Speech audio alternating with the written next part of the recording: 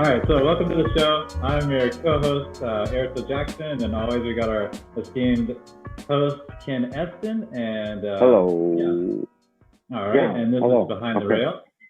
And so, just for, so we can bring people up to speed, what we covered last time is some points of your career and what led you, what started, how you got started and stuff. But ultimately, you started doing stand-up, right? And that's Yeah, primarily what yeah. got you to the writing job in the first place, right? How did that Yeah, go I down? I really didn't know that I was going to be a television writer. I just wanted to do something in entertainment of some sort. Right. And yeah, we did I got a partner. I didn't have the courage to go up on stage by myself, really. So I had a partner, and he played guitar, I played banjo, and together we did some funny songs and some dialogue with each other that we pretended to be having some conflicts, and talk to each other and talk to the audience, and it just looked like it was improv, but it wasn't. We did the same thing every night, and every time we did this, it looked like improv, and we were just trying to get some exposure, but we didn't know how. We didn't know how to get in the business. I mean, I didn't take any classes in TV writing. I didn't take any classes in how to get Right. started. I didn't know. Did you have We like an didn't stand ultimate up. goal when you started doing that? Was it like, would you wanting to get on like the Johnny Carson show, or was that like a dream Yeah, kind of yeah. thing? We want when you're playing a comedy store, you want to get on some of the talk shows. So the biggest talk show at the time was the Tonight Show with Johnny Carson. So Wow. everybody wanted to be on that. I wanted to be on that, and uh, in the meantime, though, we got on other shows. We got on American Bandstand. We got on Oh, did you really? yeah, yeah. How was that? It was really interesting because they don't usually do comedians on American Bandstand because it's supposed to be music and people can't dance to Yeah, totally. your. But because I think it was because Bruce and I played music as well that Oh, okay. they figured we could work on American Bandstand. So it was very interesting because they were all dancing, and then gosh, I've forgotten his name. Who was the host forever? Was that Dick Clark. Dick Clark? Yeah.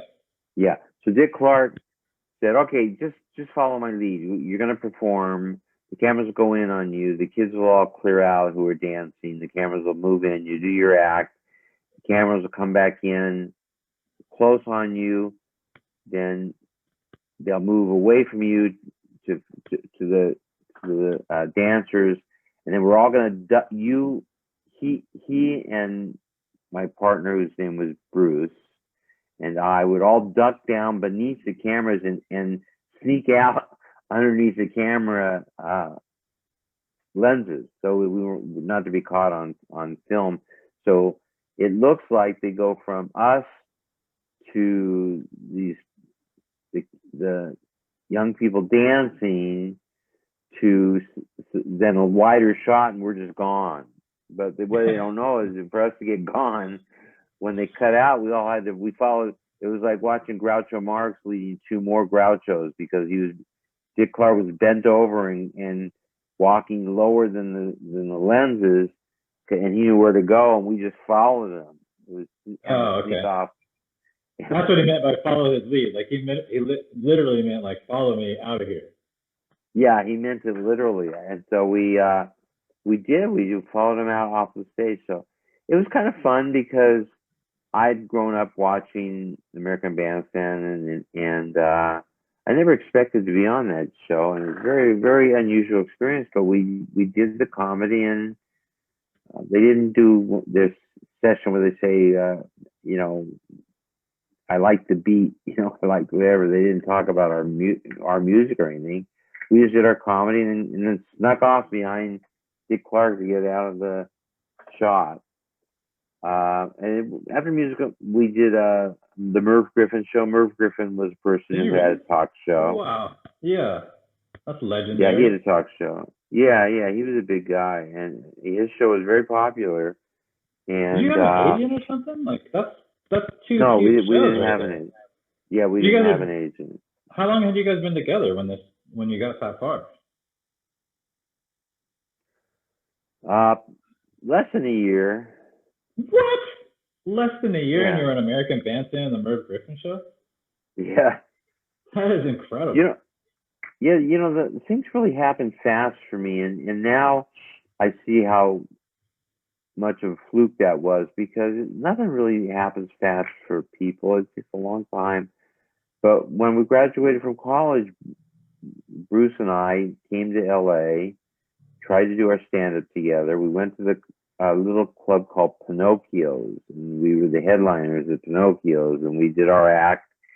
And then they'd kick everybody out at some point and bring in new people, and they'd all buy beers and drinks. And I think it was just beer. I don't think they had hard liquor, beer and wine. And then we do the same act, and then they kick all them out and bring other people in. Um, and then we got the idea we'd audition for the Sunset Comedy Store, the main comedy store.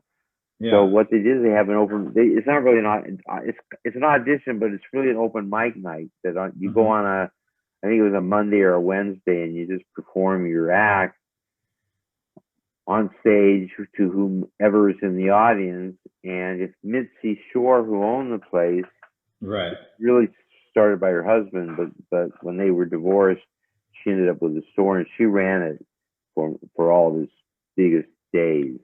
Right. But her husband actually started it, and he was a stand-up comedian.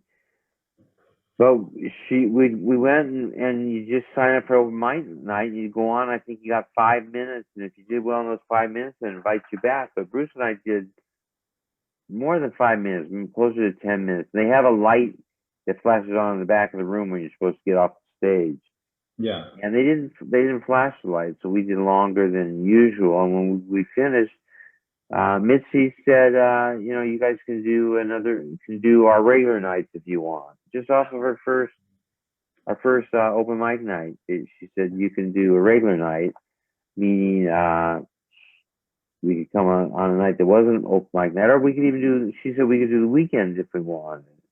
Really? It's She gave really you an option right weird. off the So bat? Yeah, yeah, that's so crazy. we had one of those acts that was kind of organized chaos. We were so sloppy was part of what was funny about us. But we actually could play the music and actually could sing the songs.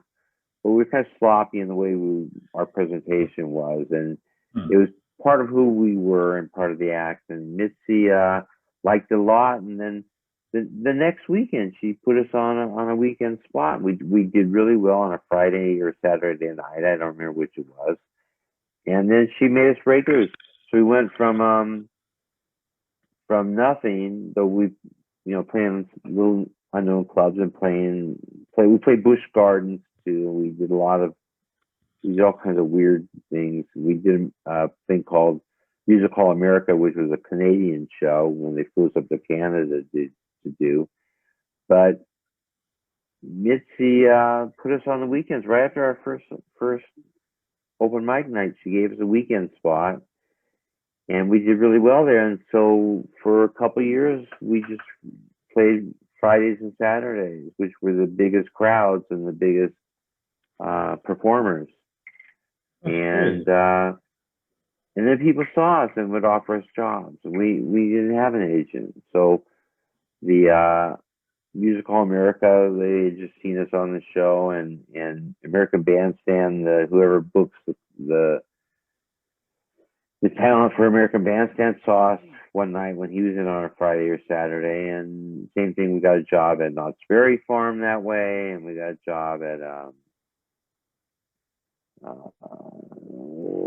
lot of college campus stuff, and a lot of coffee houses and stuff like that. So it was about it just wasn't that hard for me in the beginning. And it just was fluky because we just had an act that people liked, and it didn't have to be honed. It was sloppiness was part of the charm of it, and so we just succeeded really quickly. And so Yeah, Merv Griffin was a big show, and American Bandstand was a big show, and we were on a show called Loman and Barkley, Loman and Barkley were big radio people who went to then switched over to television, and we were on their television show, which only lasted for a short time, and then we played there for a couple of years at the Comedy Store, and what happened was somebody saw us and offered and wanted to talk to us about maybe having our own network show like the Smothers Brothers had had, where we would host a variety Okay. show. Yeah, yeah. So, So you had a lot of interest right off the bat, like boom, boom, boom. Oh like, yeah, people were you know digging what it. happened? Yeah, I think if we had stayed doing stand up, I think we might have made it really big. But here's what happened. Like if you remember the Smothers Brothers, and most people watching this or listening to this probably don't remember the Smothers Brothers, but they were very, very big. And they used to compare us to the Smothers Brothers. They used to say, compared to the Smothers Brothers, you guys stink. But I'm pumped. No, they used to compare us to the Smothers Brothers, and there wasn't much like that. Where two guys are on stage talking to each other, and you like their rapport with each other enough to tolerate maybe not the best jokes and not the best singing, not best playing, but we could do it all. We could sing, we could play, and we could do jokes, and so it all just kind of worked, and it was just natural. It's funny how we just hit on like winning the lottery. I've said I've won the lottery a few times in my career, but this was one in that we just had the right chemistry. But somebody came along and said, we want to talk to you about doing your own series as the host of a variety show on primetime television. And my partner, Bruce, I'll say his name, Bruce Baum, he does stand up, and he's done stand up for a long time. He decided he wanted to do a solo. He didn't want to be half of something that goes big. Because then he felt he'd be stuck with it. Like Rowan and Martin were another big comedy team that made it big, but then they were always Rowan and Martin. Nobody wanted to see Rowan or Martin. They always wanted to see Rowan and Martin together. And so Bruce made this decision. He said, look, I want to be a solo star. I don't want to be half of something. So he quit. He quit the act. So here we were doing so well. We even get an offer to maybe have our own show. I mean, we were a long way from having our own show, but they wanted to discuss it with us. We still didn't have an agent. And Bruce decided he didn't want to do it. He just said, no, I want to be a solo star. And he thought he'd make films like Charlie Chaplin did, where he would be the star of it, and the director and the writer and everything. Yeah. And so he quit. And so I just quit doing it. And that's when I went back to school, and I became a biological sciences major. And I wrote a spec script while I was doing that. While I was renting a room in somebody's house and going to college. And I also wrote the script, the Bob Newhart script, the Bob Newhart show. And, where'd you go to school? Well, I went to school. I graduated from the University of California, Davis. But at this particular time, this was after I'd already graduated, so I was going back for a second degree. Okay. And then I was going to Northridge. Okay. Cal State Northridge. Right. And anyhow, I wrote the spec script, and I sent it out to some people through people, not the right ways. I mailed one copy to the actual production company that was doing Bob Newhart, and I gave the other one to somebody who was renting the room to me in the house, who went to church with a guy who was a producer of sitcoms. So I didn't know what I was doing, but I was just getting all these great breaks, and I didn't even know why. And then they liked my script well enough that eventually I ended up writing for television. I never worked with Bruce again. Mm. And Bruce did stand up all his life and never made it to obviously to the level of the Charlie Chaplin, or we'd know his name more. But he had Right. success. He had success as a solo stand up. And I don't know if he's glad or not that he made that choice. I think we would have been really big, the two of us together. He chose to go solo, and consequently didn't make it to major stardom, but made a living at it, made a living Right. doing solo, and maybe he was happy with that. He just felt better. It was just Bruce Baum and Baum in essence. So But let me ask you we this. stopped talking. Well, I mean, I'm sorry, what? you said that you were kind of like a quiet guy, right? Were you like a class clown? Like, what was your early childhood like? Was it fun, Um, doing crack up jokes and stuff like that? Like, what kind of were you funny with your friends? I wasn't really very no. I never really thought of myself as being funny. I don't know. I never thought of myself as being funny, but I used to do silly kind of funny stuff. Mm-hmm. And Bruce Baum is also my cousin, so we used to Mm-hmm. hang out together, and he and I would make each other laugh, Oh, okay. and we'd just be think of silly stuff to do, and then when we went to college at the same college, the uh, Davis, the University of California Davis, and we played some of the coffee houses there, and some stuff out in the quad, and they had talent nights and stuff. So we did things together, but we always improvised. Really? Oh.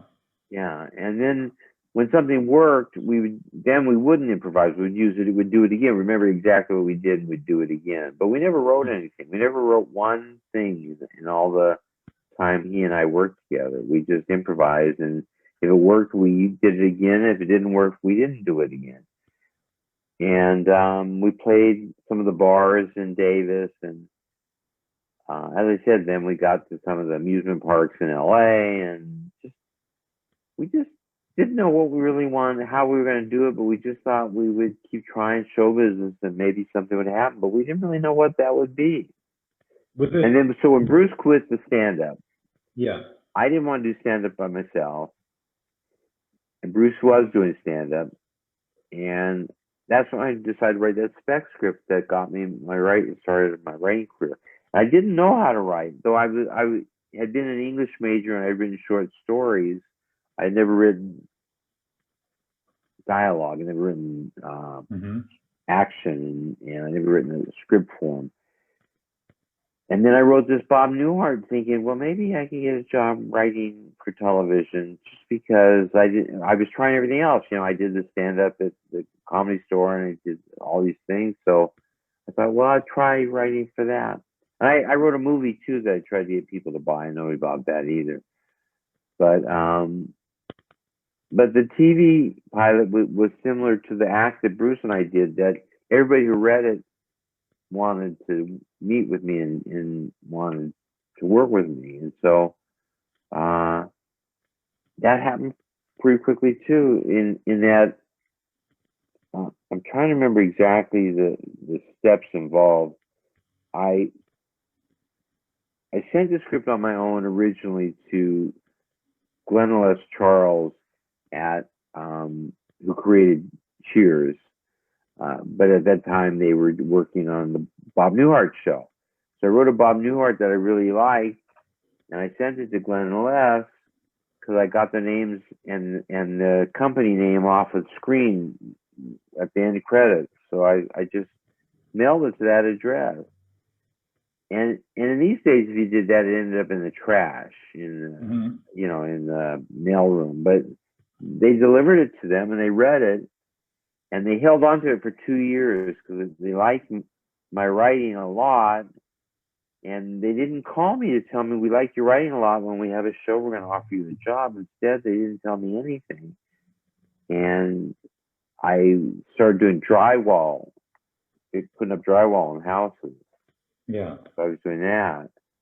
And I quit college. I was working on my second degree, so I already had a degree in English. And I was trying to get a degree in biological sciences, except I really didn't like it that much. And I was doing drywall, and then the script somehow. So then I said I was renting this room in this house, and that guy gave it to somebody to go to church with, who said he would give me a job. And at the same time, the Charles brothers called me in to pitch for Taxi. So it's just like I just didn't put in I didn't have the what do they call it, where you have to pay your dues. I didn't pay my dues. I didn't really pay my dues. I just got jobs, and it was a lot of fun because they came pretty easily. And it's flukish because I had to be at the right place at the right time so many times, and I seemed to always be at the right place at the right time. So Glenn and Les liked my script, so did this other producer. And at the same time, they both started talking to me about me working for them. So I only wrote one spec script, one pilot, that Bob Newhart script. And I didn't know I didn't know anything about how to write for television or write even movies. I just knew how to write short stories and things that I had done as an English major. And I wrote this script, and they liked it a lot. So they said, "Come in and pitch. Do you want to come in and pitch for Taxi?" So I had to then go watch Taxi. I'd never seen Taxi, and it already started. It was in their first year. They just started, but they'd already done 2 or 3 episodes. So I caught one of the episodes, came up with some ideas. Then when I went in to meet Glenn and Les Charles, I pitched my ideas, and this is when they said, "Well, we like your ideas and we like your writing, but we need something done real quick for something we need. So we have an idea that we'd like you to work on." And so again, talk about being fortuitous, that they said, "Here's this idea." And they gave me an idea they were ready to buy. It was their idea, so they were ready to buy it, and said, "Here's an idea. We'd rather you do our idea than one of your ideas, because we need our idea done right away." Because they wanted to cast Tony Danza's son in the part of an episode, and they needed to do it within the availability of the kid and Tony. So they gave me the script. Said, "Here's the script. We wanted you to do this, blah, blah, blah, blah, blah." And they told me what the whole script was. So I went home and I wrote the outline. I brought the outline back in, or I turned it in, and then they said, "We like your outline, but we told you that we wanted it written for a boy." They didn't tell me it was because for Tony Danza. What it was is a story about Tony was going to have to box against a comeback, or a boxer who was attempting a comeback, who had once been a famous, very successful boxer. Right. Now was kind of beyond his prime, well beyond his prime. But some little kid who was a fan of his needed surgery. The kid was in a wheelchair. I mean, this had all these big devices. The kid was in a wheelchair, needed surgery, and was afraid of it. And he happened to be a fan of this boxer, so he wrote the boxer, and the boxer heard about it and was making the comeback to give the kid encouragement to have the spirit, the will to go on for this boxing match. And they pitched this whole thing out to me just like that, and they said, "Can you write it?" And I said, "Of course I can," but I didn't know I could, because I'd only written one script in my life at that point. Yeah. So I said, "Of course I can," and I went home and I wrote the outline. I sent it in. In those days, we didn't have computers, so I actually brought it in. It was on hard copy. I brought it in, the script, and they read the outline, and they said, basically, "You're fired." I said, "What happened?" They said, "Well, we told you to write, he's boxing for this young boy, and you wrote it for a young girl." Yeah. And I said, yeah, I thought it was more interesting if a young girl was a boxing fan and looked up to Tony. It just seemed more interesting to me. And they said, no, you don't have that option in television. When the showrunner, the person in charge of the show, tells you, here's what we approved, you do what they approved and you don't make any changes. Hmm. And so they said, basically, we're pretty much thinking that we made a mistake with you. And I'm going, shit, it's over already? It just Yeah. started. And then they said, well, do you think you could do it with a girl? With a boy? And I said, yeah, I could do that in no time at all. It wasn't that hard to switch the gender of a child. There's no sexuality involved in a 8 to 10-year-old. So, of course, boy, girl, didn't matter that much to me. Right. So I did it. I took it home. I took my outline back. And they didn't make me write a new outline. They just said, now go from outline to your rough draft of a script, but change the gender of the lead character. And so that's all I did. I turned it in. They loved it. And then they gave me 2 more assignments, or was it 3 more, whatever, 3 more taxis to write. And these I had to pitch myself. They weren't ideas they already had. And so I came in. I pitched 3 more ideas. I pitched many more ideas, and they picked 3. Not all at once. They picked one, and I wrote that, and then they picked another one, and I wrote that, and they picked another one. And So, just you and them, like had you met the writing staff at that point, no, other I hadn't than, met anybody. It was just Glenn and Les Charles. Yeah.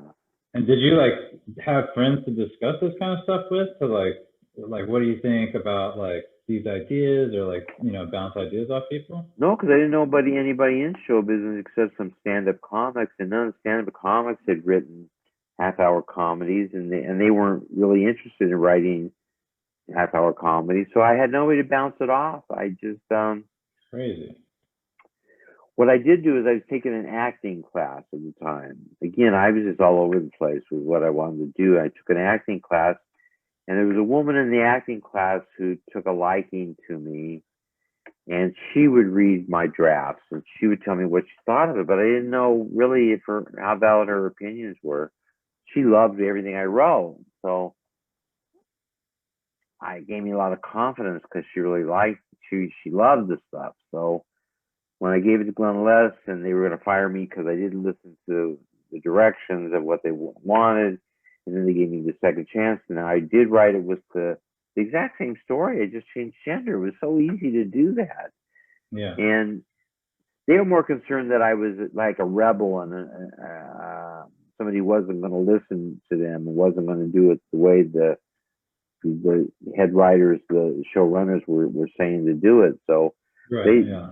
once I demonstrated that I was willing to write it for a boy, they said, okay, then go straight from this outline to your rough draft, and I did, and I turned in the rough draft, and then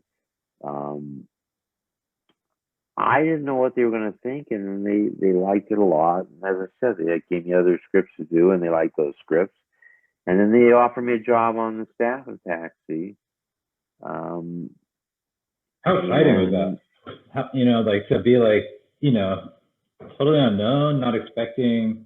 I mean, first of all, I wanted to know too, like, did you have like those classic beginning writing mistakes, like overwriting, stage direction in your descriptions, like, did you have any of that kind of stuff, or was it pretty clean right off the bat? I was really good at following directions and copying those things the styles they wanted. So all I did was read all the Taxi episodes, and I saw how they described the characters and how they handled the scene. So nobody ever taught me, and nobody ever Glenn Les never said, did you have any training? Or nobody ever asked me anything. I just wrote. Crazy. But when I was writing, I'd get script samples from their company, Yeah. and I read them. When I wrote the Bob Newhart, I had a copy of Rhoda, which was also a show done by MTM, Right. which was doing the Bob Newhart show. I would just do what I saw. I knew what I liked, so I'd write something that felt like something I would want to watch. But in knowing the length of the script and where the act break came and how it opened up with a cold open and how it ended with a teaser and I mean with a tag. I just did that because that was what was in the scripts I read. So I copied the form. Is basically I had a template with their scripts. I just laid out their scripts as the template, and then I wrote my story. It was my story, and they were my jokes and my drama and all the things I wrote. I created, but I was very careful to do it. What was it like your sensibility? You brought up a good point actually. Is because it's already an established show. Were you trying to match their voice, or was it like yes? Okay, that's the important thing. When you go onto somebody else's show, which is probably your first job in the business, will be on somebody else's show. It's very unlikely you'll sell a pilot and run your own show because you don't know how to run a show. So, right. Yeah, totally. If you write a pilot and somebody reads it, most likely they're going to hire you on their show rather than make your pilot. Right. So I didn't write a pilot. I wrote a Bob Newhart, but they hired me for Taxi, which was a whole different batch of characters than the Bob Newhart characters. Totally different style, different comedy sensibility. Yeah. Yeah. So what you just do is you have to watch some of their shows. I watched the Taxi, and then I thought, does this look like what I saw? That's how I did it. I didn't know how long an act should be or how many scenes should be in an act or where the act break should come or the total length of the script or any of that stuff. I could tell stories because I wrote short stories when I was an English major in college. I wrote short stories, but I would just tell my story for those characters. And I guess I was good at mimicking other characters because I just could do the characters I saw. I could just. But you were the main audience for your writing, right? Like did you have like, how like if you write something and sometimes you think somebody's going to read it, you try to write something that you think they might enjoy rather than writing from your own interest. Yeah, I didn't do that because I didn't know Glenn and Les.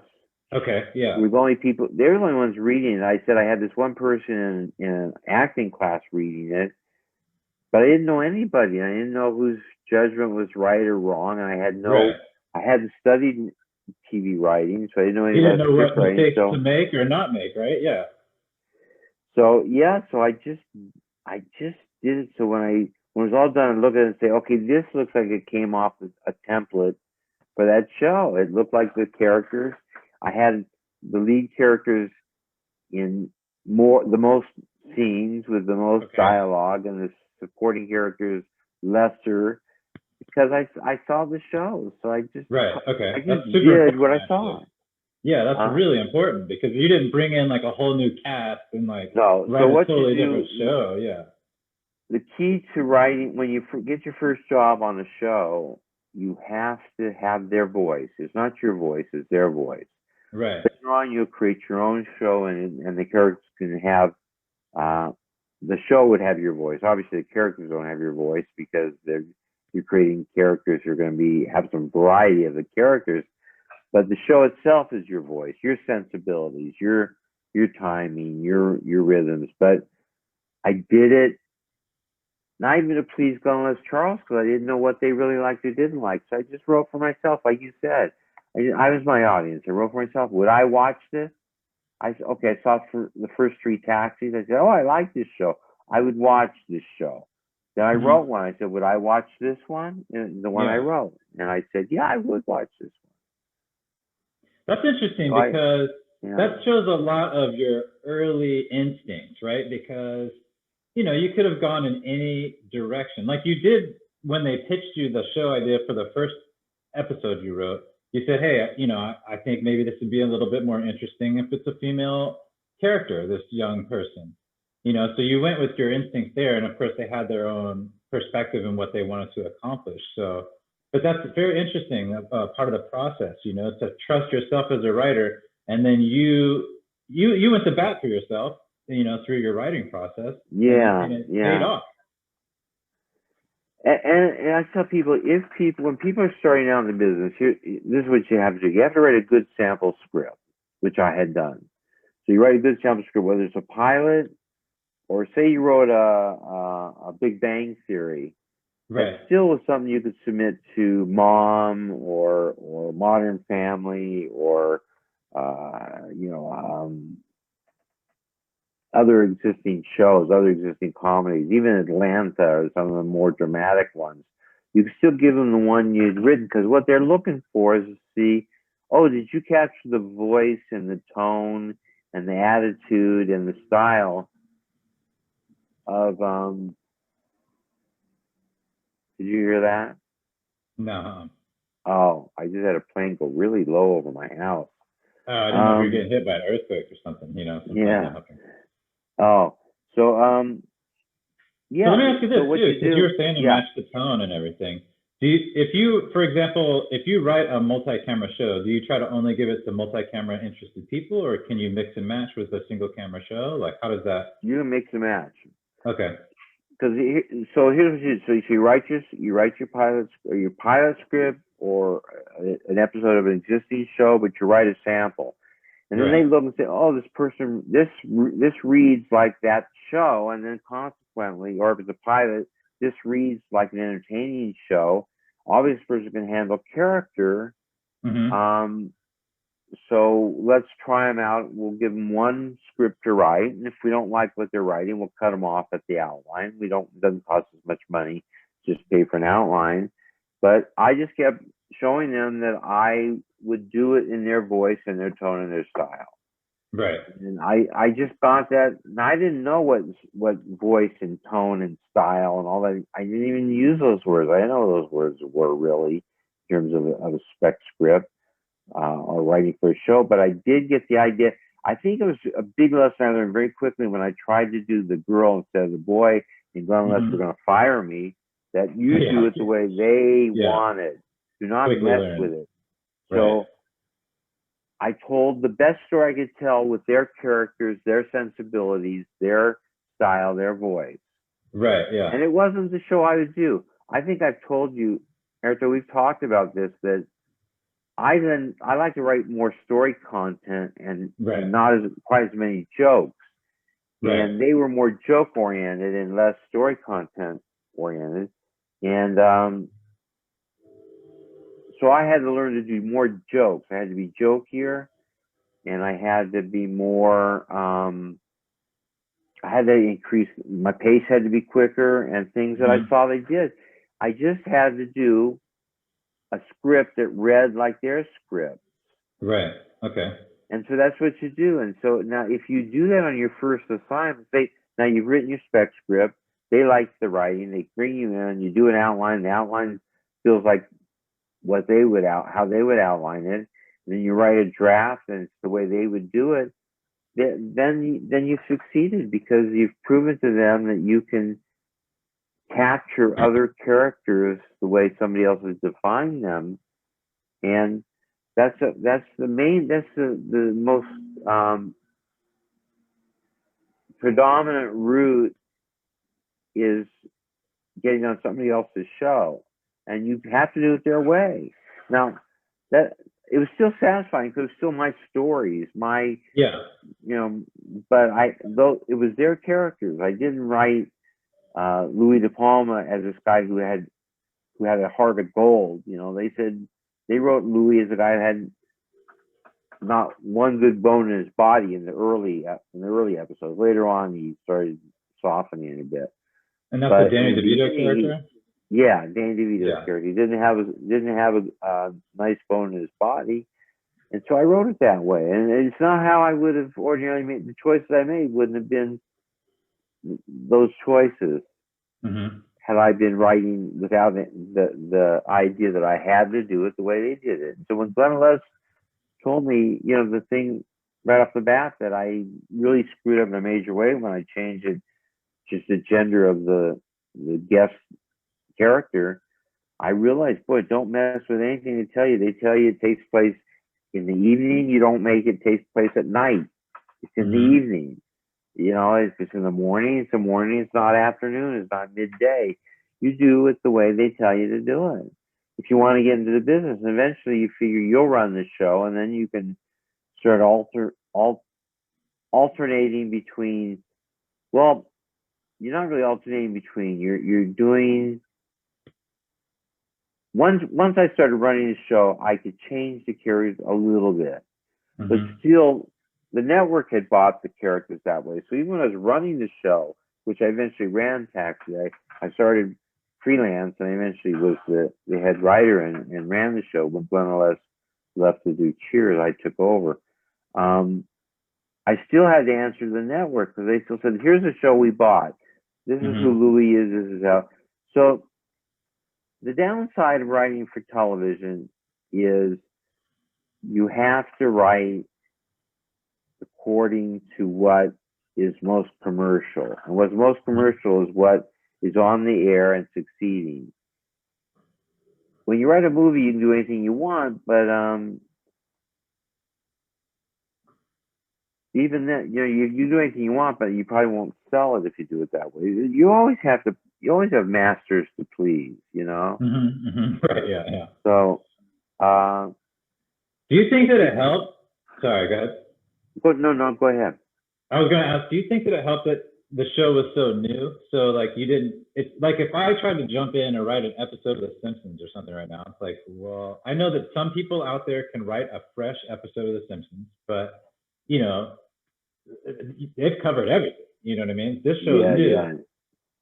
You had an opportunity to kind of put your stamp on it. It helped that it was new, but the script I wrote for the Bob Newhart show the show had already was going off the air. By the time they got my script, the reason they didn't use it on the Bob Newhart show is because they were already canceled. Okay. And then they got my script, and it had already been canceled, and I didn't know that. Right. Okay. And so there was never any consideration of doing the script, obviously, but they said, "Oh, look, this is really this is one we would have written." So he obviously can pick up somebody else's characters and run with it. So let's give him our characters, our new characters, our taxi characters, see if he can run with that. And then I did. I did it.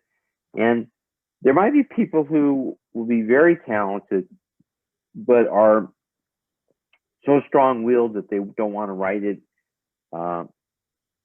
with any limitations. They're not going to make it in TV. And I'm going to tell you that right now. It's just not going to happen unless you happen to really win the big lottery and sell your own pilot script, and it's your pilot, it's your show. But that's really rare, really rare. There's so many shows on the air, and they need staff and they need scripts. Your most likely avenue to getting into the business is to get on one of those shows. Right. That's where most of the money is, in the regular jobs and day-to-day working and shooting. The chance of selling a pilot script are really slim, but if you write a pilot, they could love your pilot. Now they don't have any other characters to compare it to, and in a way that can be an advantage. So when you're going to write your speculative script, you make a decision. Do I want to write I'm trying to think of a comedy song that's still really very successful. There aren't that many very, very successful comedies right now that are on the air. Live action. I can't really think of a good example. But let's take The Big Bang Theory, because that's just been off for a couple seasons. But if The Big Bang Theory was a show you happen to understand and you like, and you write a Big Bang Theory, the advantage of writing something that existed is when you do send that to, and it was a big hit, you send that out to all the producers in town, they're going to know the Big Bang Theory characters, and they're going to understand what it is, and they'll see if you successfully capture those characters, so they can be doing some other comedy and want to hire you because they know you were able to capture somebody else's characters, you'll be able to capture theirs. If, on the other hand, you write a pilot script, and it's really funny and clever and dramatic and everything works really well, they don't know that you can do other people's characters or that you'll be cooperative. So it's harder in that regard to make the transition to somebody else's show. So there's pluses and minuses. The good thing about doing a pilot is that you may sell the pilot. You may hit the grand slam home run, and and get to sell your pilot, be on the show. Somebody else would run it because you couldn't run it because you don't know how to run a show yet. But you'd be on the show. You'd be a very important person on that show, and you make a lot of money from residuals or royalties besides the fees you get on the show itself. So it could be a really big Grand Slam, World Series. Like It's Always Sunny or something, you know, like that's kind of what happened to them. Yeah. Yes. But I think they ran it. I think that They did. They actually wrote it, ran it, acted in it. They made the first one that they wrote. They actually shot it themselves. They shot a very bad version of it because they didn't have the money to shoot it well. But the people who saw it thought it worked, and then decided, yeah, we want this series. And they did go from guys who weren't making any money to guys who overnight were making a lot of money and owned the show. And that's crazy. That actually brings up a question that I have, because you had this with your stand-up, you had early success, and then you had early success with the writing. Now, reflecting back, throughout your career, does that kind of early success kind of set you up for an expectation that can't be obviously sustained? Or did you just figure like, well, this is just how it is? And like, because I had some early success with my writing, and doing what I was doing. And I'd never expected to be a writer. I was writing just personally, and then I wrote something and it got published, and then everybody was like, you're a writer. So I was like, okay, I guess I'm a writer now, so I just kind of expected that was going to be the way it was, you know what I mean? And so when I got to LA and I started doing, trying to go that route, you know what I mean? And you're finding, at least in my sense, I was like finding a little bit of, pushback sometimes. I was like, kind of like, well, this is not the way it's supposed to be, Right, I just write this stuff and it gets made, that's how it works. That's how it used to be, and that's how it is sometimes. You know what? It's you can get on a streak. So say I got on a really good show. Taxi was a top show at the time. So I got a lot of exposure. A lot of people saw my stuff and wanted me because I was on a successful show. If I had been on a lesser show, a show that wasn't doing so well, maybe my career wouldn't have taken off the way it did. I wouldn't have gotten the awards that I received. So again, it's a lot of luck involved in timing, getting to the right place at the right time, and then having the goods to deliver. Right. So I don't think my early success created any more pressure. I think it actually took pressure off. My early success made me think I could do it easily because it came so easily to me. And I always thought it was an easy thing to do then. Later on, when I got to be older,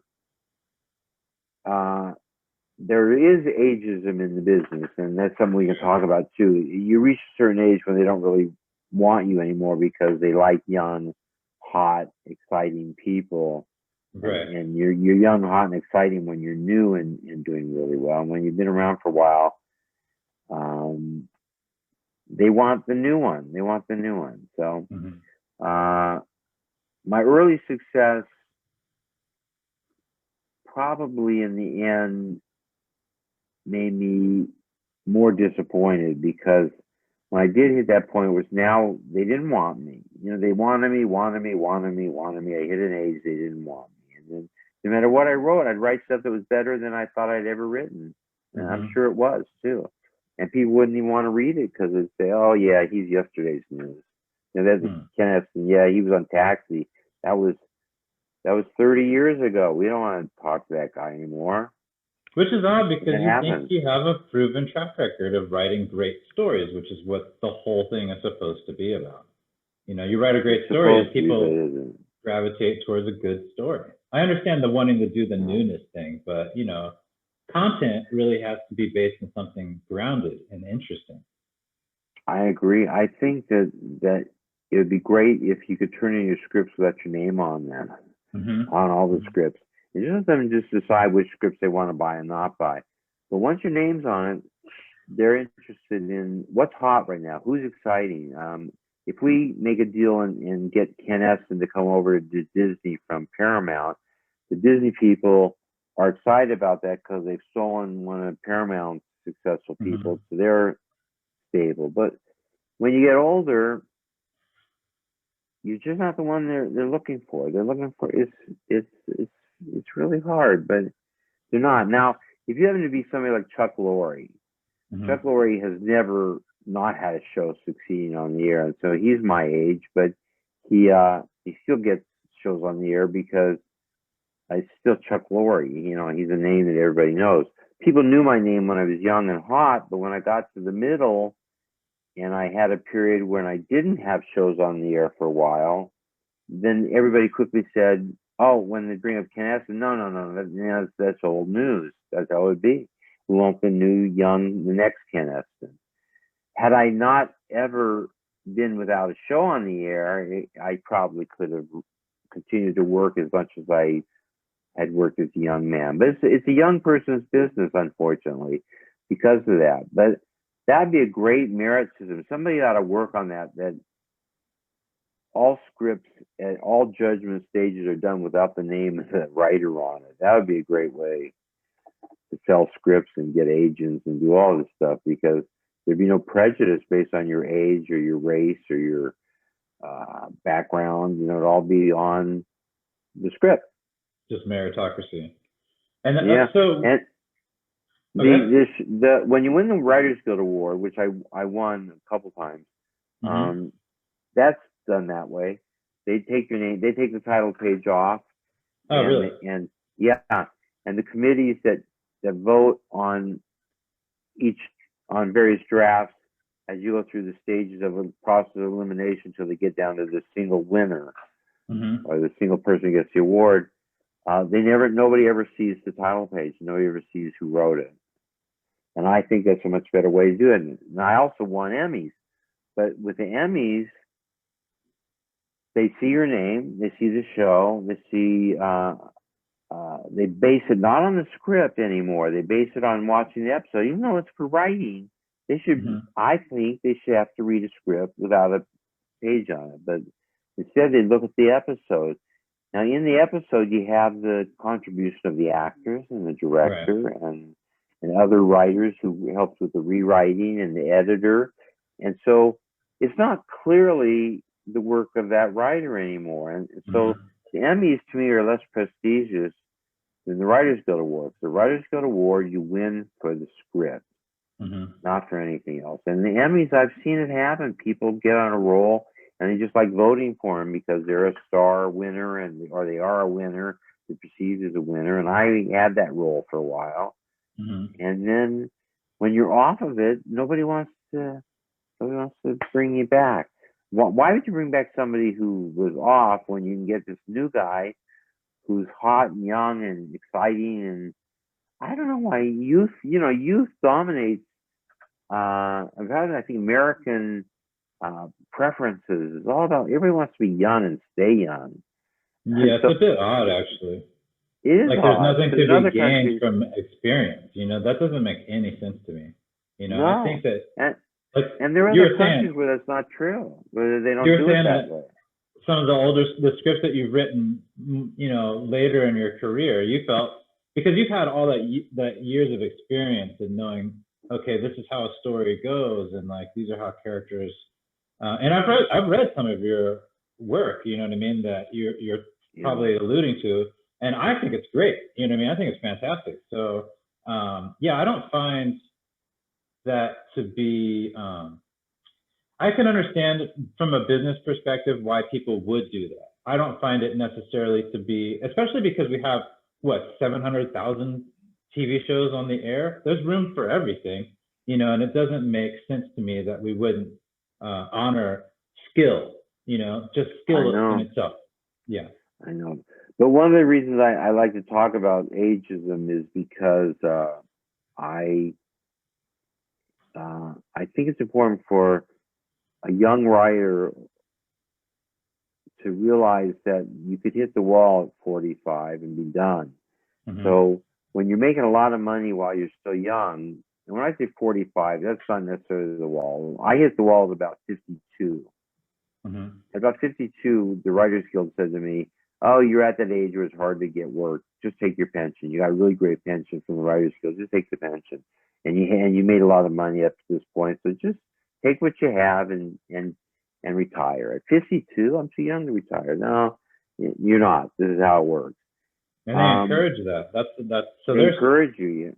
The place where you're paying your dues is encouraging you to step aside, you know what I mean? Yeah. Instead of championing you, which is what you would expect from, especially a WGA or something like that, champion the writing. Yeah, I think it's changing now.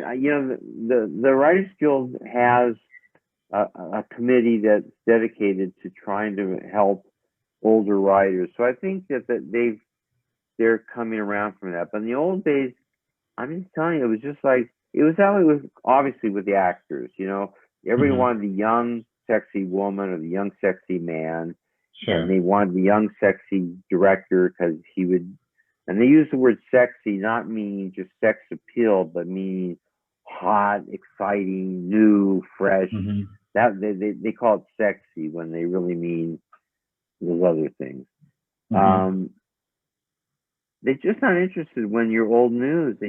Nobody wants old news. They just don't want the old stuff. It's just, they're not discovering somebody. They're not building. But that's where the best stuff would come from. And I really think that the shows would have a much better overall consistency in terms of their quality if they didn't pay any attention to age at all.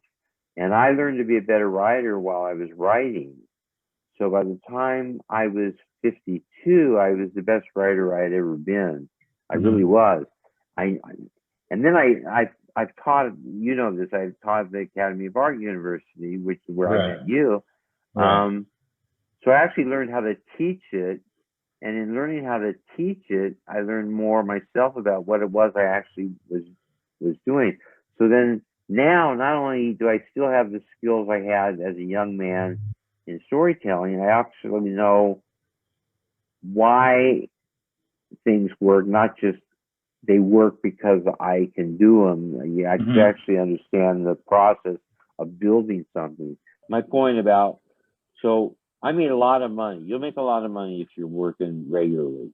They do pay writers really well. So you make a lot of money. You should save it, invest it, buy property, maybe some apartment buildings you can rent out, and multifamily, yeah, just make good investments with your money. Don't spend it crazy. I spent mine crazily.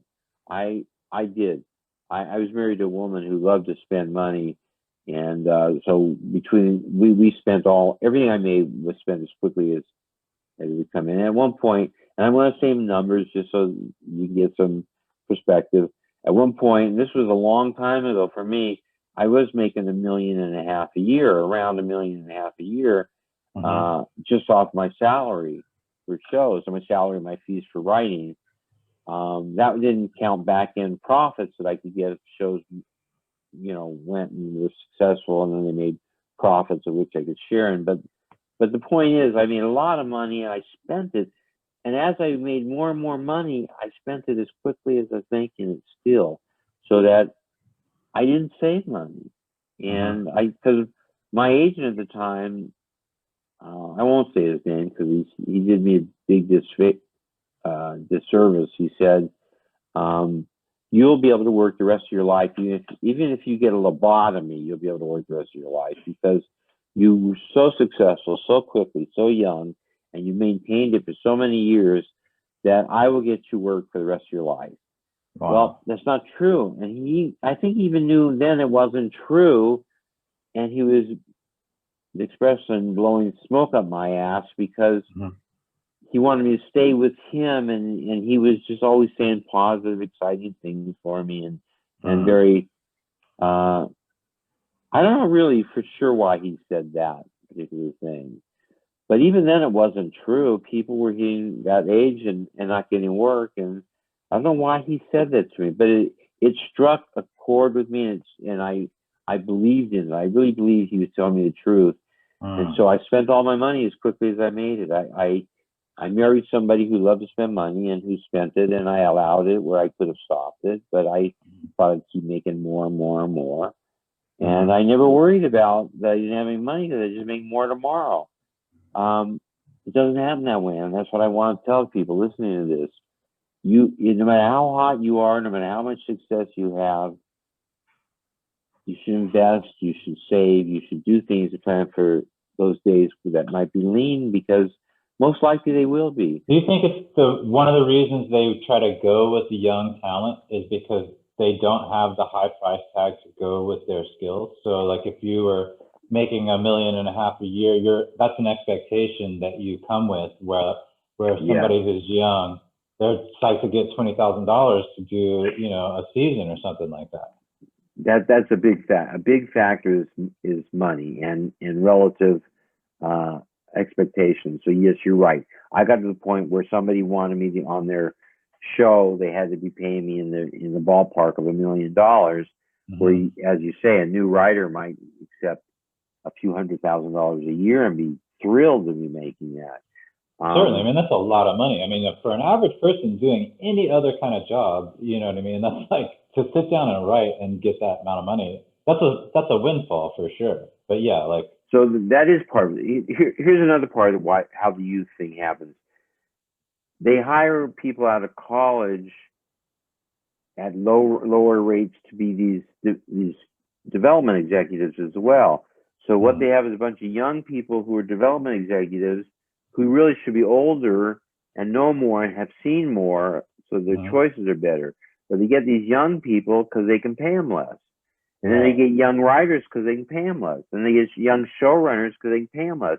And then they have a lot of people who lack experience and make mistakes and don't do the best work that can be done because they're cheaper. And then you have a young executive who's like, I'm not going to want to pay this writer, just to run the show when I'm the executive and they're going to make more than me.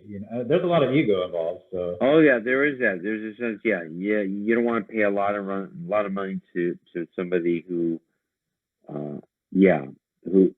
answers to you. That's the weird thing. A show executive might be making $100,000 a year, and he's giving orders and notes to some guy who's making $1 million a year.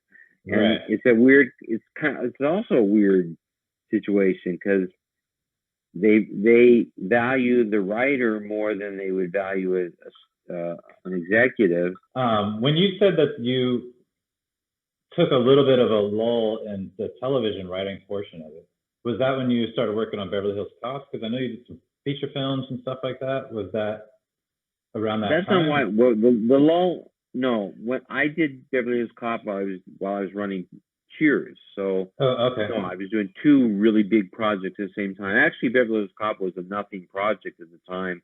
Nobody thought it was going to be big. Cheers was a much bigger deal than Beverly Hills Cop was supposed to be. But then it turned out to be a mega hit. And so I had a mega hit movie and a mega hit television show with Cheers and That's incredible. Cop both. And those are both classics. Yeah. But the weird thing about Beverly Hills Cop is I asked not to have credit on it because I didn't think it was the quality of the television shows. I thought Taxi and Cheers were better quality. And so this is the same agent who told me I could work forever with a lobotomy, told me, go ahead, take your name off of it because this movie's not going to do very well and it's not going to be good for your credits.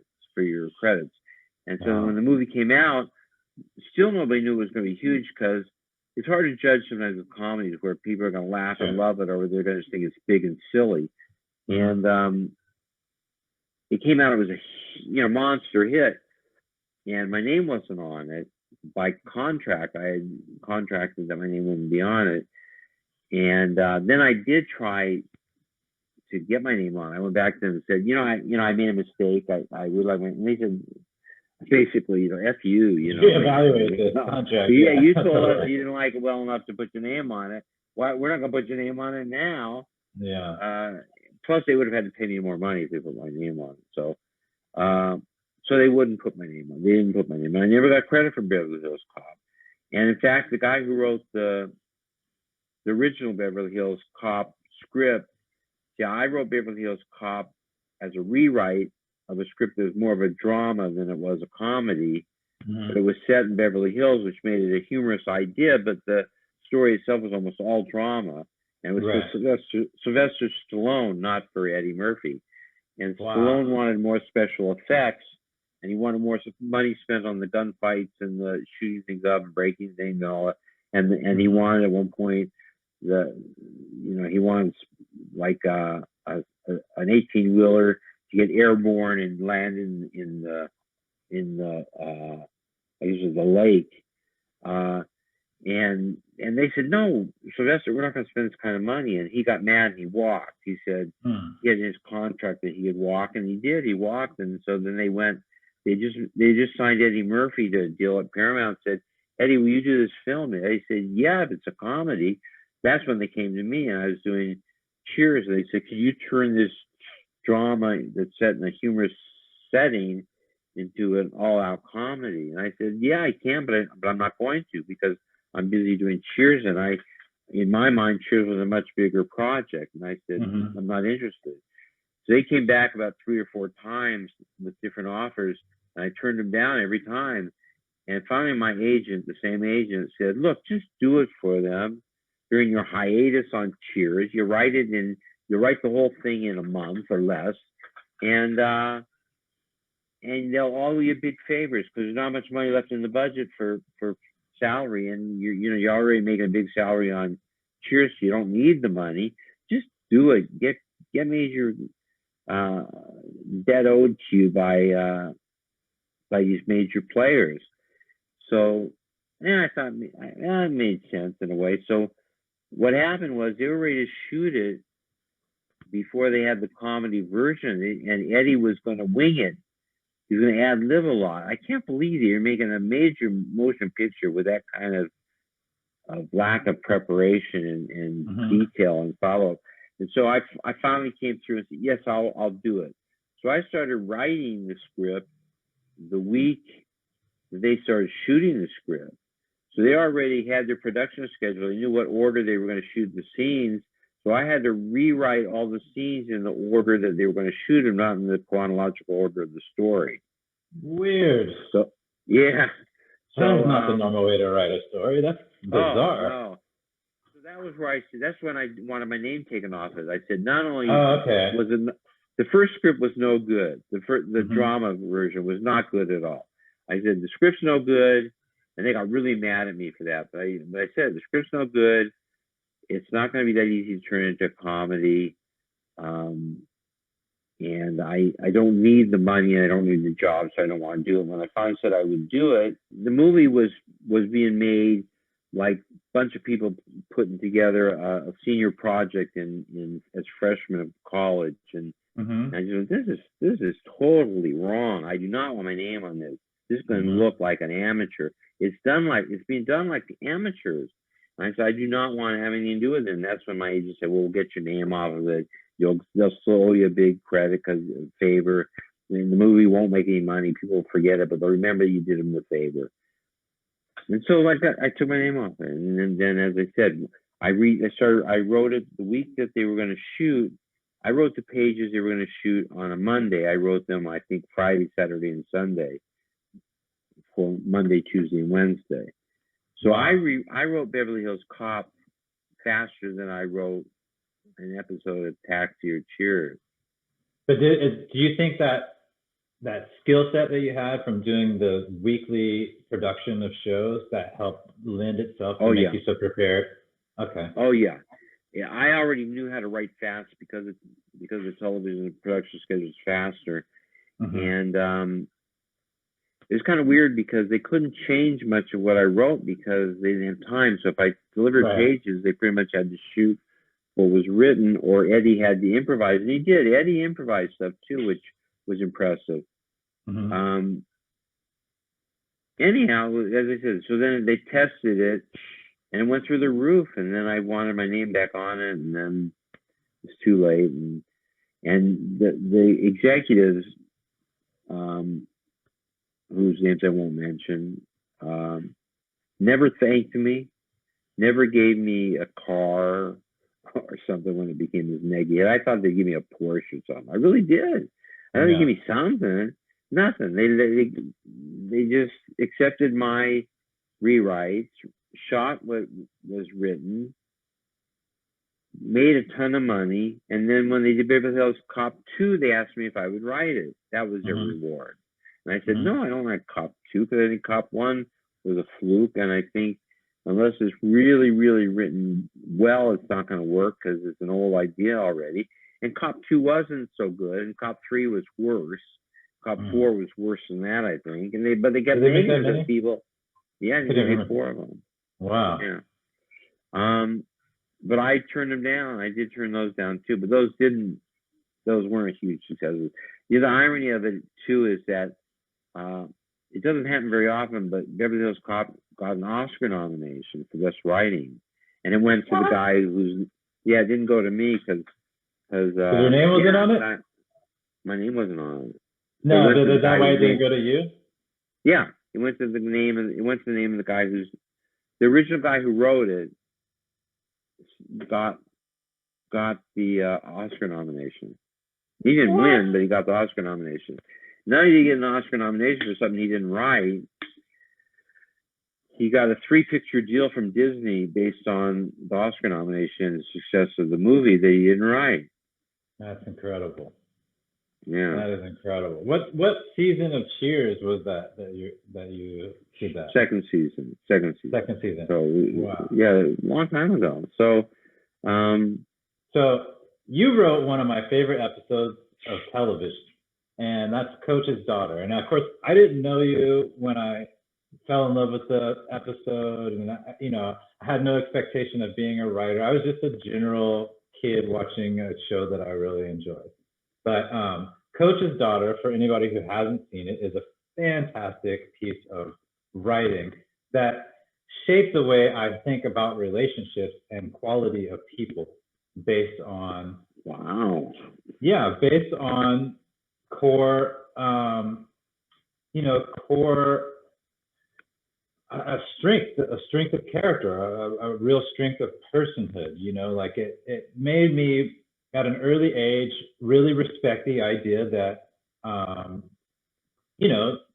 beauty is just skin deep. You know what I mean? It's not necessarily the end all be all of what a person is. And so it helps shape probably going forward. I like beauty. I mean, I'm not going to say I don't like beauty.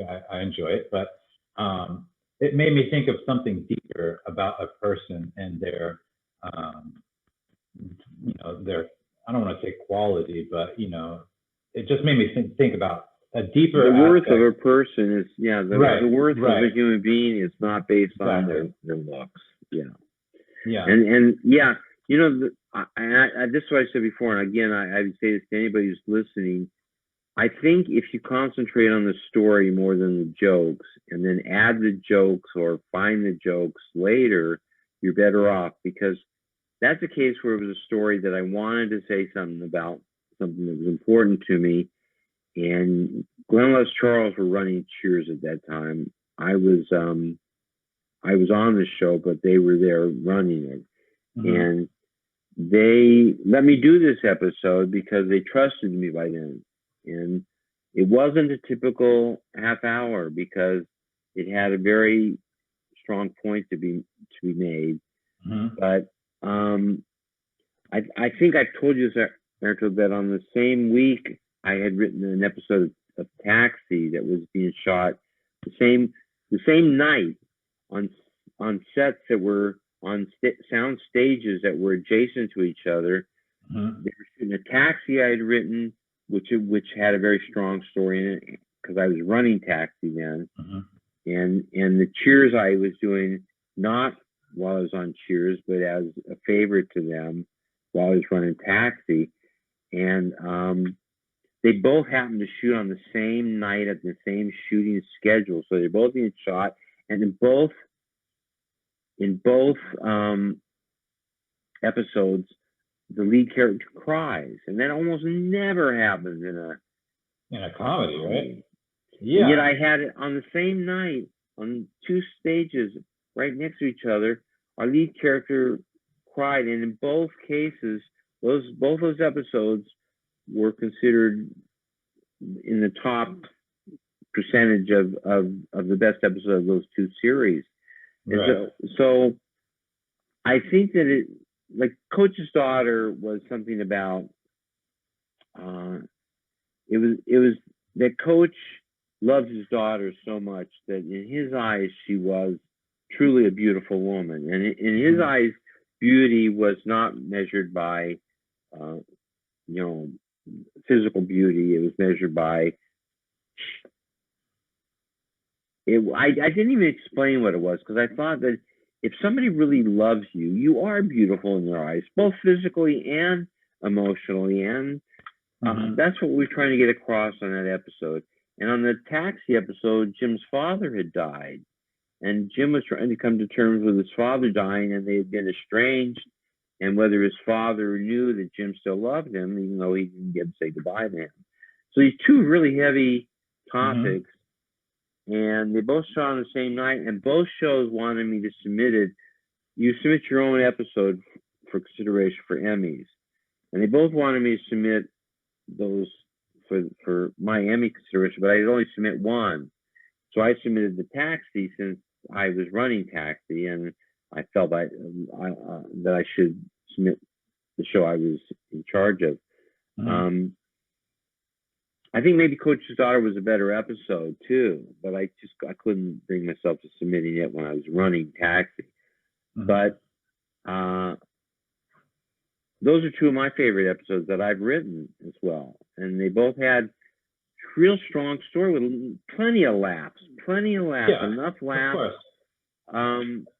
But at the moment of the realization that she was beautiful in her father's eyes, and not just he was saying things to her because it was his daughter and he wanted to boost her ego or make her feel better about her looks, she discovered that in his eyes she was truly a stellar, special, just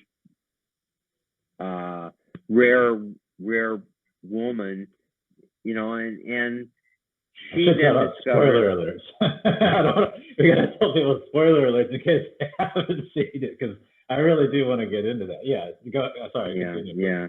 No. So, just the point is that that's what occurred to me, is that Coach was a character who could, in fact, love somebody so much that he wouldn't want anybody else, and so that made that person the most beautiful person in the world to him, for his woman. And it turns out the way that comes about is that she knows she looks a lot like her mother, and Coach had always loved the mother all her life. She had died, and when she has this moment when she has to tell Coach she's not a beautiful woman, she's not talking about physical beauty, and he's still talking about something far beyond that. And to him, physical beauty and spiritual beauty or emotional beauty were all meshed together. You couldn't separate them. She was purely a beautiful woman to him. And that came across, and because it was a comedy, we didn't get maudlin, we didn't get saccharine or we it was funny. You laughed at the jokes about her saying, about the problems she had with her looks. And there was other stuff happening in the episode too that was also humorous. It's just that it's a classic episode of television because you laugh and cry. It hits you in so many ways, but it touched on a deeper element of the human spirit. And since we're a writing podcast primarily, so you wrote those two episodes. Was that any of that personal experience? How do you get to that point as a storyteller? Because that is what I would aspire to do. I love comedy and everything, but that's next level. To me, that's the pinnacle, that type of writing. Another one that I won an Emmy for was based on something else that I really wanted to tell. And so I think you should, that's the point, I think, is that you should, we all have things that, I always wanted to think that love should not be based on physical beauty. Love should be based on something more significant than that. But we all love physical beauty. And I took this to the point that if you love somebody so much, they become physically beautiful because you love seeing them. That's beauty. You look at them and you love what you're seeing because you love them so much. That's beauty. you look at a beautiful rose, or and what's so beautiful about it is the physical beauty of it. And there's nothing, but when you look at a person, when does it become more than just looking at their physical, their exterior? When do you look at the whole thing? I remember thinking that whenever I saw somebody I truly loved, and I remember this was part of the sense of that one, whenever I was with somebody I loved, whether it was my parents or my siblings or whomever, I just loved to see their faces. Their faces just made me feel good. I loved their faces. And that's what I did with Coach. Coach didn't separate what he saw, what he felt. He was so in love with his first wife that she was the most beautiful woman in the world to him. There's no other face he'd rather see, no other woman's face he'd rather see. That's beauty. It's beauty. Yeah. Right. But I didn't want, obviously you don't want to, already I'm sounding sappy about it. And didactic and all that stuff. Right. And so he never said any of that stuff. All he simply said was, what are you talking about, honey? You're a beautiful woman. She was not. The actress was not. She's a wonderful person, the actress, and a wonderful actress, and charming, but she wasn't physically what you'd call a beautiful woman. I mean, she's cute. She has a cuteness about her. Yeah. It's not, she wasn't like a classic model, but she's attractive. Right. So when he said you're the most beautiful woman in the world, he always thought it was just her father saying it, like, "Oh, prince, you're my little princess, you're my little sunshine." But the truth was, she really was those things. She was his sunshine. She was his beauty. She was the most beautiful. After the mother died, the daughter was the most beautiful woman in the world because she looked like her mother. She loved him, as a daughter can love a father who she has a really strong relationship with. She loved him, he loved her, and they were beautiful to each other. But we never went into, if it were, obviously it was Diane, that character, she'd be talking about what physical beauty is and how it fades and all this. We didn't get into any of it. He just said, you're the most beautiful woman in the world. And she said, I'm not, Dad. That's why I'm going to marry this schmuck. I want to have a family. Jerk. The guy was a douchebag. I want to have kids. I want to have a family. And this is the only guy who's asked me out in the last 10 years. And he says, how is that possible? He could not imagine that's possible. And instead of saying, because you're so beautiful, he just said, you could see in his eyes, you could see in the way he couldn't understand that he felt she was the most beautiful woman in the world. So, and one with Jim's father who died was Jim never thinking his father cared about him, never thinking his father loved him. His father never seemed to ever listen to anything he said. And in the end, when his father's dead, he's going through all his father's things. Do you remember this one? Yeah, but I also think I can understand that. You know what I mean? That impulse. Yeah. Yeah. So he goes through his father's things, and he happens to find, in those days, people were still listening to cassette tapes, and he finds a cassette tape of a Stevie Wonder album that he had told his father was his favorite, and his father had it. Well, why did his father have it? Jim decides because his father really did love him. Now, maybe the father had it for accidental reasons. Maybe the father did listen to it just out of curiosity. Whatever, in the suit he went through when his father was gone, he found this tape. His father did hear him, did listen to him, did listen to this tape because of his son. And Jim plays the tape, and the song that comes up is "You Are the Apple of My Eye." I think that's the Stevie Wonder song, and we got permission from Stevie Wonder to use it. And I think that's the title of the song, but you probably know the song. But anyhow, and Jim's face just lights up because he thinks his father picked that song as a message to Jim, because Jim was kind of simple-minded at that point. And thought Jim had, for those of you who don't know, Jim had, in college, experimented with lots of drugs and kind of burned his brain out. And he was a character who was kind of simple-minded, but a sweet, gentle guy, but he was not what we consider an intellectual anymore, though he'd once been very bright.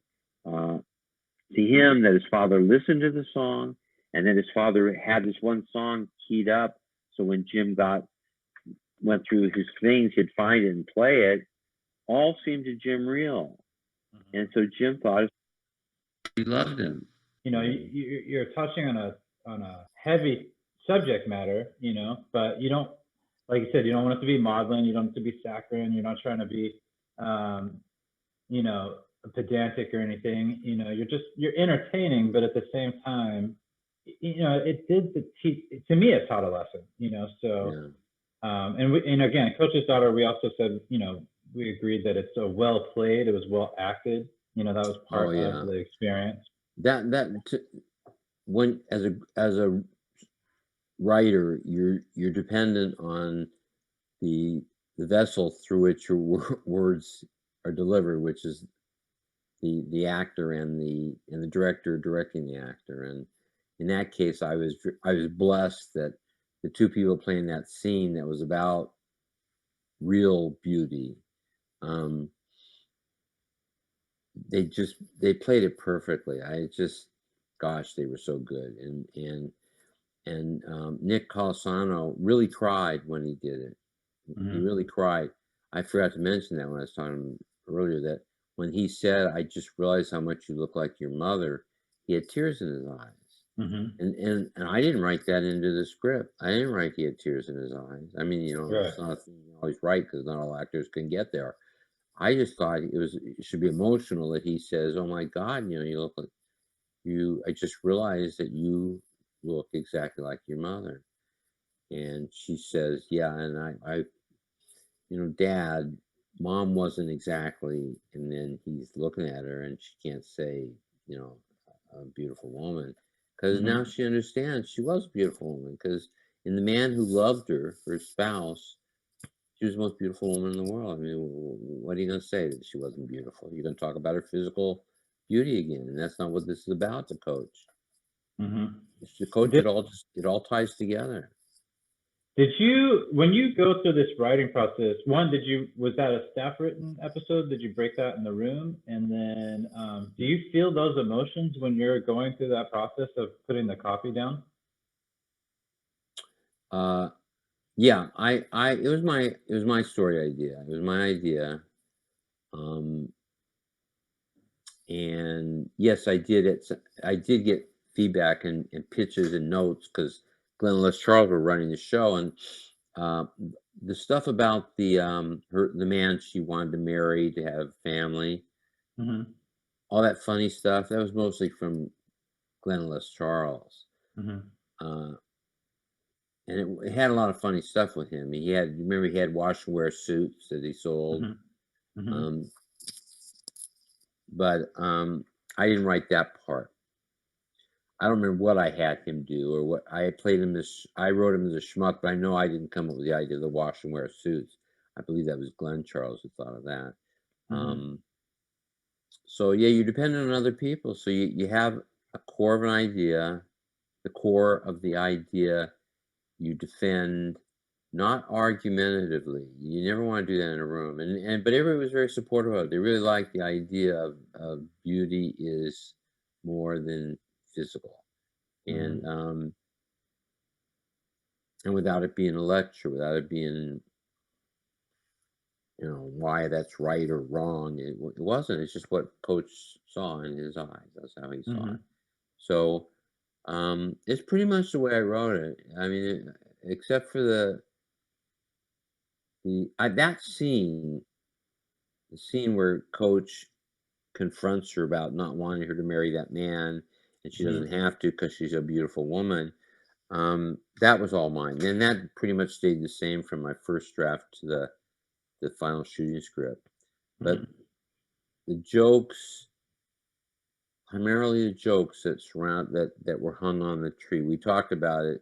I don't know, did we talk about it? It's like a Christmas tree and you hang ornaments on it? Yeah, we touched on that a little bit. Yeah, the metaphor, yeah, a little bit. So or like a car where you get all the extras put on it. You know, you got to start with a good car because you put all the extras on a little, uh, uh, you know, like a Fiesta. It's still going to be a Ford Fiesta. Right. Yeah. So, Totally. um, so that they hung ornaments on it for me, and they did a good job of it, and they got enough jokes in it, so people were laughing enough, so it made a good contrast to the seriousness of that moment. But I had no idea that Nick Colasanto was going to cry. And when he cried, it shocked everybody. He was moved. Nick was genuinely moved. He got into the character and was genuinely moved, and she was beautiful in her performances too. The gosh, I'm trying to think of her name. Can you think of her name? The actress. No, but I'll put it up. Like I'll grab it and maybe we can put it up on the screen. She was so good in the part, and she was so appealing, and Yeah. that combination with her sweetness and her sincerity and the way she played it, I couldn't have cast it better. I don't remember who actually chose her for the part. It may have been me with the. It probably was consensus of everybody, but she was perfect for the part. You could tell that she identified with the character to some Yes. degree. And then Nick somehow identified with it too. I don't know how he got to the crying when nobody told him to do that. The director, none of the writers, nobody told him. I don't know. He had to make that personal to have cried, to got into those tears. So the whole idea that somebody's face is so endearing to you that it's the most beautiful face in the world. And so he says, "Oh, because she's the most beautiful woman in the world." Yes. Oh, so then in their mind, they're thinking of a beauty pageant. When you showed them the woman with an ordinary looking face, they would have gone. That could have been another kind of scene where somebody would go, "Well, who's this?" That's the woman I was describing. They're just looking at her. You could do that. It could have been, instead of the daughter, it could have been somebody else. It could have been a son. It was just the idea to me. The thing I wanted to do was somebody can look at someone who's not physically beautiful and see them as the most beautiful person in the world because of the love they feel. Yeah. And I said I have felt that personally. When I see like they said, when I see my family, when I see their faces, they're beautiful faces to me. They are beautiful faces. Um, so I feel like you did a great job juxtaposing her with a character. You have to have the guy be a jerk. It has to be played and written a certain way, so that way you get that he's a jerk, and then he's not deserving of her. That's also the other right. That's a part of good it. point. Yeah, good Yeah. point. Because you don't want to feel sorry for him that she drops him because she's now thinks she's so superior in some way. It's simply that she wants a man who will look at her the way her father used to look at her mother. Yeah. And there's got to be somebody out there. If her father can look at her and think she's the most beautiful woman in the world, there's got to be another human being out there, another man out there who will look at her after he gets to know her and feel the same way. And she's going to find that man. She's not going to settle for some guy who treats her so badly. And that was a good point. We had to make the guy a jerk so we didn't feel sympathy for him, but not such a jerk that you couldn't believe she would marry him to have children. So it was a fine balance, but Yeah, it's a I delicate. only Yeah, thought about the story, and when we got into the rewrites, I know Glenn is one of the funniest guys I've ever worked with. Glenn Charles, Les Charles is funny too, but he's more of an organizer of the episodes. He was the guy who kind of put things together. But Glenn was always really funny, and Glenn came up with some funny stuff for this guy. And although we hated him for the schmuck he was, we also could laugh at the things he was doing because they were so schmucky that they were funny in a schmucky way. Yeah, but that was important. You're right. That was something we had to build into there. That you don't want to feel sorry for him when he gets dumped by her.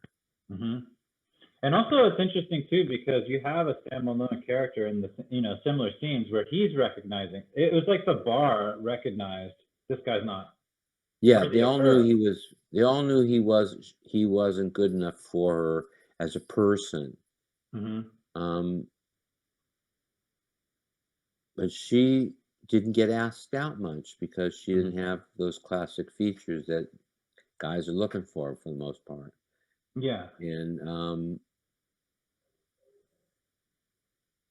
but if somebody can look at her and genuinely see her as the most beautiful woman in the world, just by sheer numbers, there's got to be somebody else out there who will feel that. You have to Yeah, think that. At certainly. least you want that. At Right, least you right. want that. So, And that's um, the thing about that episode, is it does speak to um, the higher aspirations of a human being, the humanity of being, somebody who's, because like Sam, the thing that Sam does that makes it to where he can kind of get away with being a womanizer is he's playful. And the people that he seems to interact with don't seem to also they also don't seem to need that level of commitment. They're also there for the fun of it. So it's not that's like a true too. harm on harm, and where Diane is like, she's falsely elevated. She is elevated, but she's elevated in a way to where it's almost like a performance piece, not like a Frasier where he's elevated and he was schlubby, at least on in his role on Cheers in comparison to Frasier later. Mm, He had kind of like a down on his luck kind of attitude in a way, yeah, and so it made their relationship a little bit different when Diane and Frasier would get together. But with Sam and Diane, that's the juxtaposition. Is he's this, playboy, and she's someone who takes herself too seriously. So you can see the play there. But with everyone else that he dates, other than Rebecca and stuff later, they're not really looking for much. Like maybe they want to hang out with them for longer, but it's not yeah, like a yeah. Yeah, serious the thing. women he picked up, if a woman gets picked up by a guy like that, she's not usually the deepest person herself because she's going for his really good looks. Right. And So and no she harm, no see foul. and she Yeah. knows she's being picked up too. So she's not this innocent being seduced. Yeah. He flirts with her. He's good at flirting and he's good looking, so they go Yeah. for him. Diane too. We didn't feel sorry for Diane because Diane was going for Sam's looks. And Hmm. then, I mean, because they didn't have anything really in common personality-wise. It was all about their sexuality. Right. Yeah. You remember that scene where she said, "I hate you, I hate you, I hate you. Have you ever been Hmm. hotter? No." And Yeah. they Yeah. go into for a Yeah. kiss. Yeah. Um, so theirs was all physical. Theirs was all Hmm. physical on truly good looks. Sam was, Ted Danson is a good-looking man, and Right. Shelley was pretty, pretty, and she was kind of pretty in an unusual way too. She wasn't Hmm. typical. So But very Sam was attractive. kind of attracted. She was very attractive. But Yeah. Sam was attracted to her kind of because was smart, and everybody always treated him as dumb, and he kind of liked that he could get a smart woman. Hmm. So there was But kind of a she's little bit of also that a going on. fraud because she is intelligent, but it's a facade because she really is shallow in a lot of ways. Yes. So that's why that Uh, kind of works. You Yeah, know what I that's what mean? that was great stuff. Yeah, that she would be attracted to this great looking guy who had nothing but he was just a hound, and she still attracted him, and she was supposed to be this deep person. How's a deep Hmm. person attract a guy a hound who's just great looking? So that made Yeah. her shallow. So they were a fun. Glenn Charles did a great job of casting. Neither one of them were supposed to have the part. They wanted Fred Dryer to be the Sam Malone character. The Hmm. network did, and they Hmm. wanted I can't remember who the actress. They wanted a much prettier actress to play um, Diane. But Shelley Hmm. came in, and Shelley had this look that was cute, pretty. Hmm. Yeah. And the other one was pretty pretty. But Right. Shelley's cute pretty was in some way more attractive than the pretty pretty. You know what I mean? Yeah, it brings up a good So, point too, because in comedy, attractiveness works against you. It's the only yeah. portion of entertainment where being an attractive person, except for now, stand up is a little bit different, but you know, There are some really pretty women who have been good at comedy, but it's usually not the case.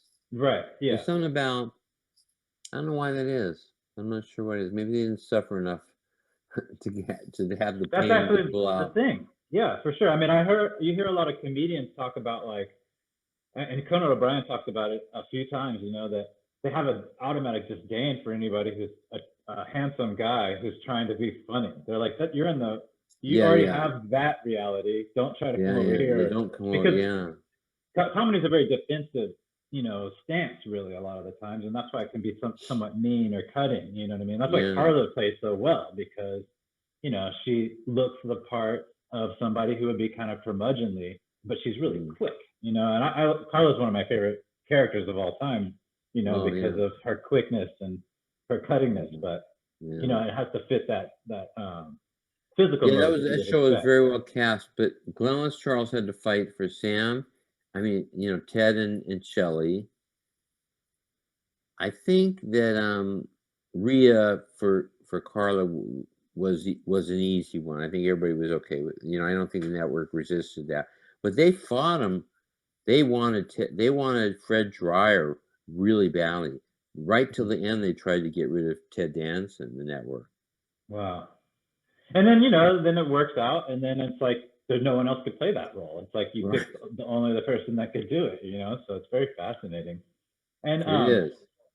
that's the thing about a coach's daughter, where because we do base a lot of things on physical appearance. You know what I mean? Like we're a very physical, appearance-driven culture in America, and I'm sure it's not unique to us. I mean, the French have been owning that for many years.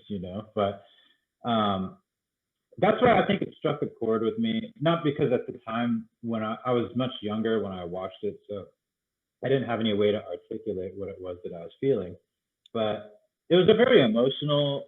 It's a unique episode because it's an emotional episode, and like I said, the actor found a way to physically engage with the role at that point to actually cry. And crying in that way, in that genuine way, is not usually associated with comedy. So you Oh, had great laughs especially not and sitcoms. Maybe a romantic comedy. right. But sitcoms, people do not cry in sitcoms. The Hmm. very first one I wrote, we talked about with the Reluctant Fighter, where I had tears in Hmm. Tony's eyes when he beats the champ. They went, "What What are you thinking? This is a Hmm. sitcom. We do not do." And then by the end of the series, I was running the show, and I had Jim cry. Hmm. And on the same night, had Nick, which was not my. I did write that Jim would cry, but I didn't write that Nick would cry. And Right. but to have people crying in a comedy, and people still love the comedy, is unusual. But I've seen other times where people have cried in comedies. That's why it's like it bugged me when they said you can't have anybody cry in a sitcom. And I've seen people cry in comedies, and it's sometimes it's Hmm. very touching, or sometimes it's very funny. Yeah. And it's a genuine heartfelt moment in that particular episode. And I think as a writer, that's a hard thing to, it's something that you write down like, oh, this character cries, and like you said, you didn't write that. So No, you got to that moment. That's a moment that people would want to get to, and they would write it down on paper, and it wouldn't play that way, it wouldn't feel that way. yeah. you If know you wrote that Nick cried, I'm not sure that he would have played it, because he would have thought of it in a different way. Hmm. I don't know. I don't know what would have happened had I written he cried. I wanted him to be very emotional. I wanted him, when he looked in the daughter and realized the daughter looked so much like her mother, that Hmm. was a revelation for him, and that he was moved by it. I didn't think I'd get to crying. I'm not even sure I would have thought that I wanted crying at that point. Hmm. But Nick just did it so well. I mean, he nailed that. He was great in that part of Coach. Hmm. Yeah, it was really lovable as that character. Yeah, and and Woody Harrelson pulled it off too, where he was somebody not bright, and you don't feel sorry for him. Hmm. Sometimes stupid people or ignorant people, not ignorant people, but usually stupid people or people who are mentally deficient, can be sad, Hmm. and not Woody. Woody Hmm. wasn't the smartest guy in the world. He was a dumb guy, but I don't like to call people dumb anyhow, but he was slow. He was slow, and Coach was even slower. And in both cases, you didn't feel sorry for them because they were so charming and sweet and okay with it. They were okay with it themselves. Actually, one of our, like, you know, because as people will watch the show, they may realize that, you know, I met you through his writing program, so that's how we, you know, originally. And one of the things you said early on that I thought was very fascinating was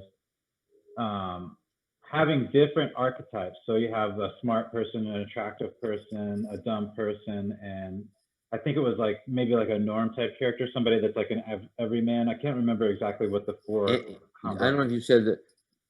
Did you say the mean guy? The mean guy who's your antagonist. Mean guy, okay. The mean guy, smart guy, dumb guy. Yeah, there are certain givens when you're putting together a sitcom in the old days. Yeah, yeah. I mean, I think that probably still exists. You know, I think that's a New Girl. You know, they have, if they split the characters sometimes, you know, and you know, to occupy two different people that have similar personalities, because there's a lot of goofiness now. You know, that's a little bit different. You know, but yeah, I thought that was I mean, excellent episode, and I encourage anyone who likes, you know, it's elevated beyond a sitcom. It's not a staircase show, although it does have a staircase, you know, in the background.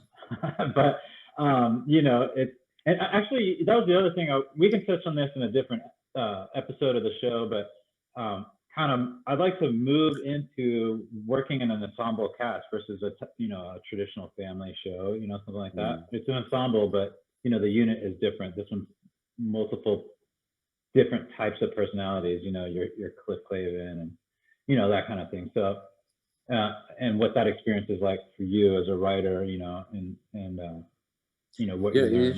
Just you mentioned Cliff Clavin. It just brought to mind something I thought about because we're talking about the basic kinds of characters.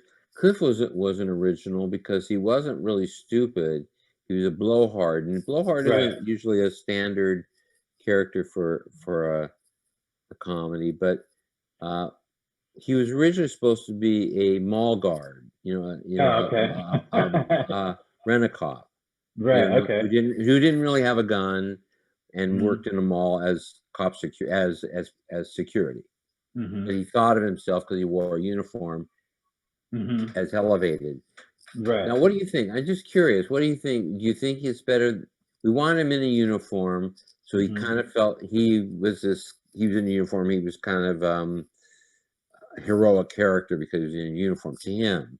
Do you think the mailman works better, or do you think it would have been more fun if he had been a rent-a-cop? It's hard for me to separate because I'm so familiar, but I think the mailman in this particular case with Cliff Clavin works great for the blowhard character because it's a person that you assume has a lot of access to random information. And so his character had a lot of random tidbits of information that didn't always seem to like be very relevant, or not necessarily relevant, but it goes to his inflated ego for his station in life, you know, and it's like, oh, you know, this information, but it's not really usable, you know what I mean? So in that sense, I guess it works. Whereas a mall cop, I kind of always associate with somebody who is overly zealous and abusive of a non-power that they think that they have, you know what I mean? So it's a slightly different mentality in a way. It is. It would have been different. There's something also about a guy who's a mailman is not necessarily an aggressive kind of personality, but you don't become a cop, even a rent-a-cop, even a mall cop, if you're not kind of an aggressive personality who doesn't avoid confrontation but engages in it, you know. So it was a difference. It was my identity becomes a mailman, by the way. Oh, okay. I think a mailman is a successful person, whereas a mall cop is somebody that you think couldn't do it as the person. They couldn't be the person that they really wanted to be, and that's why they abuse their authority. Yes, funny. One thing as a writer too that happens is in a small moment when I said, "What if he were a mailman? Wouldn't it be?" To me at the time seemed like a better choice for the character. And Glenn Les, who had the decision to make because it was the pilot, said, "Oh yeah, we love that. He's a mailman." Yeah. And I think this show ran 12 years. It's iconic. It's be remembered for a very long time. And Cliff as the mailman is so much a part. And that was something I thought of. And I think about this is a classic show that will live for a long time after me. And he's a mailman because of me. You know, it's like I kind of it makes me feel. It's also the first time I ever wrote an episode that got produced, which was Taxi. The Reluctant Fighter, it was called. That's one where he fights the champion and he doesn't want to beat him, and he beats him anyhow. That one, I remember after writing it, seeing them build the boxing arena and all that stuff. You know, Yeah. you wrote he's in a boxing, you know, he's fighting a boxing match, and suddenly there's all these crews, these people are working on bringing your idea, the words you put, it was one sentence, into this really a lot of labor, a lot of work, a lot of artistic choices to build this thing that you just mentioned in a sentence. And there it is. Yeah. There's Yeah. that, you know. That's one of the things I love Kind of about fun. writing. Yeah. It's like in your head and then it's in the world, you know? Yeah, And it's yeah, like, there wow, it is. Yeah. that's a unique power, you know, it's a unique position. And yeah, I mean, of course, you know, we can we can go back to some of these other things later and talk about some of that Yeah. stuff. But I I definitely was wanted gonna to say talk about one other bread and thing. butter. One thing I wanted to say was one of the other episodes I wrote for Cheers, which I thought I had a very important point to say, didn't turn out at all. Didn't turn out Oh, so what's good. that? Yeah, what's that? There was one where Sam's dating this woman, and when he goes to dump her, it turns out she's kind of suicidal. She's so distraught already. Now he can't bring himself to dump her, but he wants to dump her, but he doesn't know how to dump her. And so it was kind of like saying, have you ever dated somebody that you really, really know it's not right and you want, but they don't, they want to keep dating you, and you've got to be the bad guy who says it's over and you can't bring yourself to do that. And so what you do is you prolong something that's worse and bad for both of you. I thought that was a big point to make. But it just turned out to be just kind of this whiny woman who kept complaining about, hinting that she was suicidal, and it just wasn't good at all. Didn't work at all. Yeah, that's interesting. But I'm just saying there was an idea that I thought the idea was really a big idea, and it didn't play. Yeah, just that was something that you know you were trying to do, and then it didn't hit the mark the way that you felt that it should. And it worked okay. It was an okay episode, but it just didn't. There was no emotional impact to it at all. Nothing. It was just a quirky character. Just a quirky character. That's interesting because that is part of writing, you know, is that you do have sometimes an objective, you know, like how you want the story to come across or how you want the audience to receive something, and it can miss the mark, you know. Yeah, that's interesting. Yeah, I mean that's really why I like to bring up stuff like this and talk about the mechanics, because writers kind of understand to a degree, and maybe not all writers, but you know, and I know that writers have a hard time sometimes pinpointing the craft. It's like before I ever went to school, I almost didn't like to talk about writing because I just didn't want to have the vapors disappear, you know, by trying to hold on to them, you know. And now that I understand the mechanics more, I also love the mechanics. But I think for other people who are not writers, it's a big mystery how stories come together, and a lot of people just think the actors make up the words on the spot, you know. No, I'm always amazed by that. I've had people say, well, how much of the dialogue do you have to write? Yeah. How much of the dialogue do you have to write? You know, I'm filling in for the actors when they don't, you know, giving them stuff. And when they're not. We write everything. We write everything they say. Yeah. You do? Yeah. Wow. The current head of the writing department said at AAU said to two different occasions to writers that were in classes of mine that were comedy classes that she asked them to think of their most painful or most embarrassing moments of their lives, and that's what she wanted them to write about.